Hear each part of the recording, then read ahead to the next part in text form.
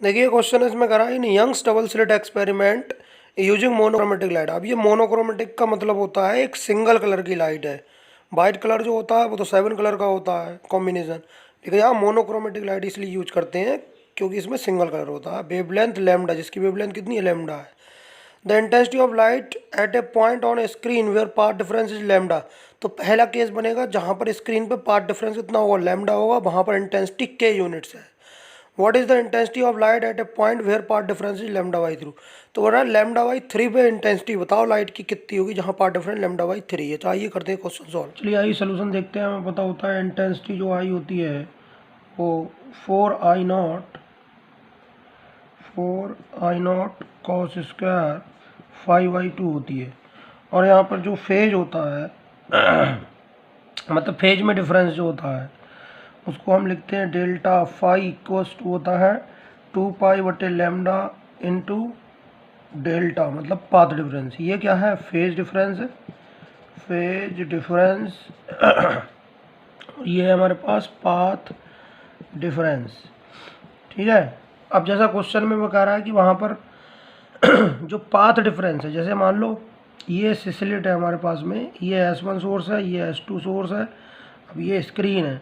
अब यहाँ P point पे आप देखोगे तो ये एक होती है, इसको डिस्टेंस हम लेते हैं कुछ S1P ले लो, और यहाँ से डिस्टेंस होता है S2P।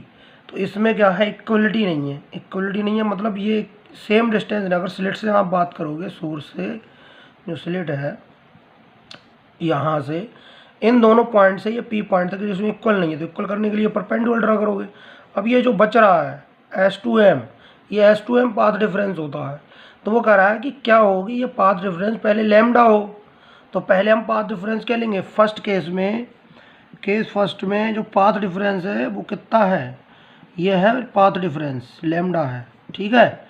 तो पाथ डिफरेंस लैम्डा है तो इसकी जगह रख दो ना, जो फेज डिफरेंस है डेल्टा फाई वो हमारे पास कितना आ जाएगा, या जो फाई है फेज डिफरेंस वो कितना आएगा भाई, 2π/λ इंटू पाथ डिफरेंस कितना है, लैम्डा है। लैम्डा से लैम्डा कैंसिल तो आ गया 2π। तो फाई की वैल्यू कितनी आ गई फाई हमारे पास में 2π आ गया।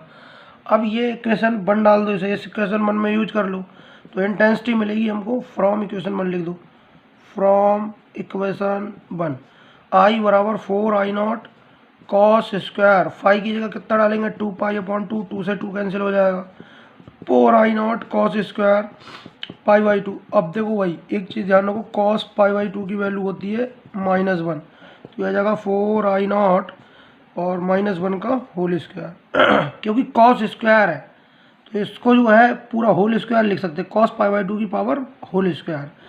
तो ये बन जाएगा, माइनस का करोगे तो 4I0 बन जाएगा तो I बराबर कितना मिल गया 4I0।